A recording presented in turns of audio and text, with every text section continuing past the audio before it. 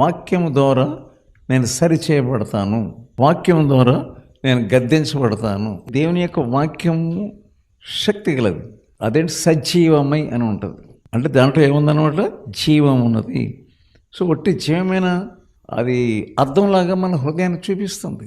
వాక్యం వింటున్నప్పుడు మీకేమవుతుందంటే ఒక అర్థం తీసుకొచ్చి మీ హృదయం దగ్గర పెట్టినట్టు అనమాట. మామూలు అర్థమేమో మన యొక్క ఫేషియల్స్ ఎక్స్ప్రెషన్స్ ఎలా ఉందో మనం చూస్తాం, మన ముఖం ఎలా ఉంది, పై ఆకారం ఎలా ఉంది చూపిస్తుంది. కానీ వాక్యము ఏం చూపిస్తుంది? అంతరంగమును చూపించును. వాక్యము అంతరంగమును చూపించును. కనుక మనం వాక్యము మీరు ప్రార్థన చేసుకుని దానిని బట్టి దేవుడు మీతో మాట్లాడతాడు. మీరు ఏమనుకుంటున్నారో అదే వాక్యం వస్తుంది. చాలామందికి ఏం పెద్దంత వాళ్ళకి తెలియకుండానే సరి చేసేసుకుంటూ ఉంటారు, తెలియకుండానే బాగైపోతూ ఉంటారు. ఎందుకంటే అర్థం చూపిస్తున్నా కానీ.